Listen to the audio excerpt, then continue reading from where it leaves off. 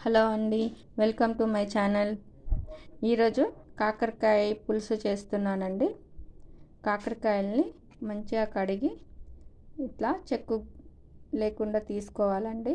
పైన బొడపెల్లా ఉంటాయి కదా, అలా లేకుండా చాక్ తోటి నున్నగా చేసుకొని ఇట్లా రౌండ్ పీసెస్లా చేసుకొని లోపల ఉండే ఆ వైట్ గుజ్జు అంతా తీసేసానండి.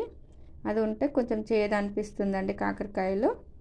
వాటికి కొంచెం కట్ చేసి పెట్టుకున్న తర్వాత వాటిని కొంచెం సాల్ట్, కొంచెం పసుపు వేసుకొని కాసేపు పక్కన పెట్టుకోవాలి. అలాగే కొంచెం చింతపండు గుజ్జుని ఒక 50 గ్రాముల వరకు కొంచెం నానబెట్టుకొని పక్కన పెట్టుకున్నానండి. అలాగే కచ్చపచ్చాగా దంచి పెట్టుకున్న వెల్లుల్లి రెబ్బలు వేసుకోవాలి. అలాగే పోపు దినుసులు అన్నీ వేస్తున్నానండి.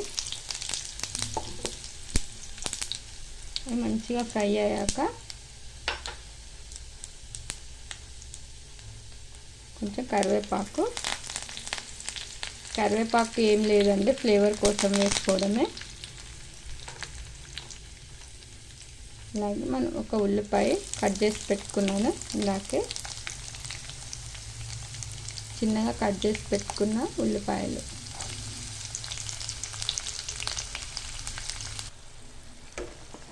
దీంట్లో చిన్నగా అల్లం, అప్పటికప్పుడు ఫ్రెష్గా దంచి పెట్టుకున్న అల్లం అండి. ఫ్లేవర్ బాగుంటుంది, టేస్ట్ కూడా బాగుంటుందని అప్పటికప్పుడు దంపి వేసాను. 2 స్పూన్ల సాల్ట్ వేసానండి.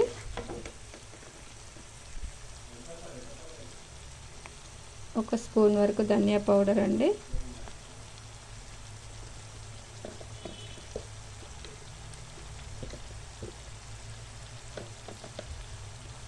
చిటికెడు పసుపు, ఎందుకంటే పసుపు కొంచెం తక్కువగానే వేసుకుంటున్నాను. ఇందాక కాకరకాయలని పసుపు ఉప్పు వేసి నానబెట్టాను కదా కాసేపు, అందుకోసం అండి. ఇప్పుడు ఇందులో మనం కట్ చేసి పెట్టుకున్న కాకరకాయ ముక్కల్ని వేసుకొని బాగా కలిపి ఒక 5-10 నిమిషాల వరకు మూతబెట్టి ఉంచాలి. ఇలా కలిపి పెట్టుకున్న దీంట్లో కొంచెం చింతపండు రసం వేసుకుందామండి. దీంట్లో మనం చింతపండు రసం కొంచెం వేసుకోవాలండి.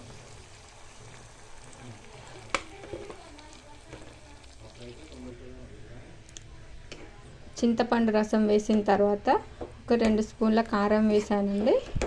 కారం అన్నీ వేసి ఇలా కలిపి ఒక 5 నిమిషాలు మగ్గనివ్వాలి.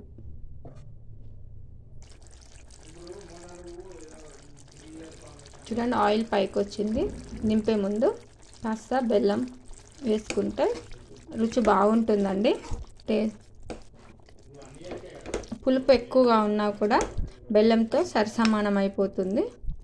చూడండి ఎంత బాగుందో, ఎంత బాగా ఉడికిపోయిందో. కాకరకాయ ముక్క కూడా చాలా సాఫ్ట్గా అయిపోయిందండి.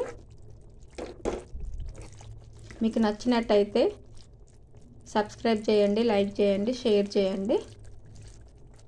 Thank you.